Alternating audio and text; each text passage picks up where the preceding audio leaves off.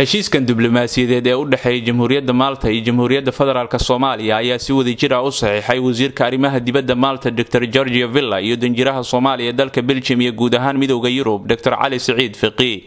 heshiiskan ayaa noqonaya kii ugu horeeyay ebid oo ay wada galaan labada dawladood waxaana uu dhacay inta uu socday kulankii u dhaxeeyay wasiirada arrimaha dibadda midowga Yurub iyo kuwa jaamacadda Carabta ee lagu qabtay magaalada Athens ee dalka Greega.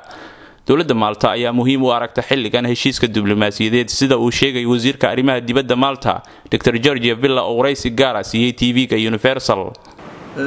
In the future, the immediate concern, the immediate benefit, however, would be for us to cooperate in dealing with the large number of Somali immigrants who are coming to our shores.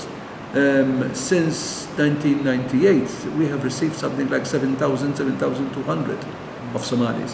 At the moment, we have something like 400 in detention up to now. There are about 200, I think, who are free. faa'iidada mustaqbalka dhow ee heshiiskan waxa uu noqonayaa inaanu iska kaashano tirada badan ee muhaajiriinta Soomaalida ee imaanaya Malta. ilaa 1998 waxaana soo gaarayay dad dhan 7,200 oo qof oo Soomaali ah. hadda waxaa xirada xiran ee detentionka ku jira dad gaaraya 400 oo qof. 200 oo kamid ah waxay heleen xoriyadooda, laakiin wali ma hayno cadeyno aan ku aqoonsano inay Soomaali yihiin dadkaasi. If we get this cooperation from this agreement would be for somebody to help us to identify who are the real Somalis and who are those who claim to be Somalis. I mean, with us it's very difficult to identify whether you're Somali or an Ethiopian or an Eritrean. Heshiiskan waxa uu horseedayaa inaanu helno xubno ka socda safaaradda Soomaaliya ee Belgiumka si loo cadeeyo Soomaalinimada, maxaa yeelay annagu ma kala cadeyn karno dadkan tirada badan inay yihiin Somali, Ethiopian iyo Eritrean midkoodna. Malta waxay qayb ka tahay howlgalka la dagaalanka burcadbadeeda Soomaaliya ee midowga Yurub, waxaana ciidamo ay ka joogaan biyaha Soomaaliya.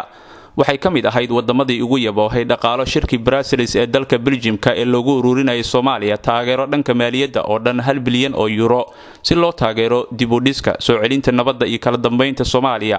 sidoo kale Malta waxay u ballan qaaday dawladda Soomaaliya inay u tababari doonto cutubyo ka tirsan ciidamada militariga. bishii September 2013 intii uu socday kala fadhigii 68aad ee qaramada midoobay ee magaalada New York ee dalka Mareykanka ay isku afgarteen madaxda labada dal oo halkaasi ku kulmay xiriir dhexmara Malta iyo Soomaaliya.